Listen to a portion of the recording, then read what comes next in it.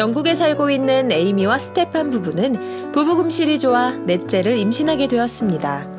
하지만 기대했던 것과 달리 넷째 딸 포피가 출산 예정일보다 훨씬 빠른 29주 차에 태어나버리게 되었죠.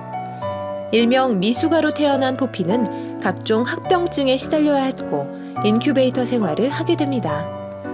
부부의 간절한 희망 덕분에 태어난 지 12주 차를 넘기며 가까스로 건강을 되찾은 덕분에 퇴원을 하게 되죠. 더 이상의 불행은 없을 줄 알았는데 포피에게 이상 증상이 자꾸 발견됩니다.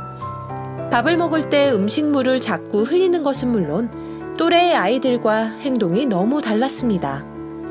급히 병원을 찾게 된 부부는 포피가 희귀질환인 뇌비우스 증후군을 앓고 있다는 사실을 알게 됩니다. 이 증후군에 걸리게 되면 걷는 법이나 말하는 것조차 불가능할 수 있을 정도로 무서운 병이었죠.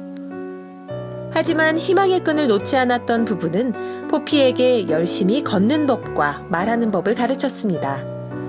그 결과 감기 같은 경미한 질병 외에는 별다른 이상 없이 한 해가 지나가게 됩니다. 포피가 2살이 되던 해, 아기가 잘 자고 있는지 확인하러 방문을 열게 되는데 그만 깜짝 놀라게 됩니다.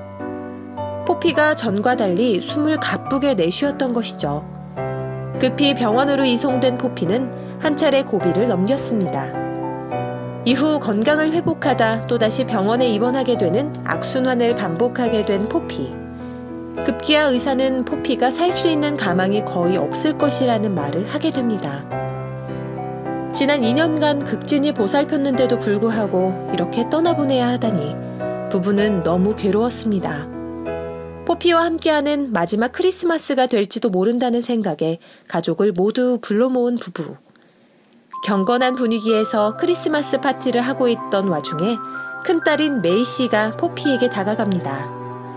그리고 포피의 배에 입술로 바람을 불어넣게 되죠. 그런데 갑자기 포피가 웃기 시작합니다. 며칠간 아무런 반응이 없던 포피가 갑자기 반응을 보였던 터라 가족 모두 놀라게 되는데 더욱 놀라운 것은 그날 이후 건강이 점차 회복되면서 몸도 움직일 수가 있게 됩니다. 이후 몸이 정상적으로 움직일 수 있도록 물리치료를 받게 된 포피. 부부는 아이의 치료비 감당을 위해 모금 운동을 시작했는데 이 사연을 들은 많은 사람들이 도움을 주었답니다.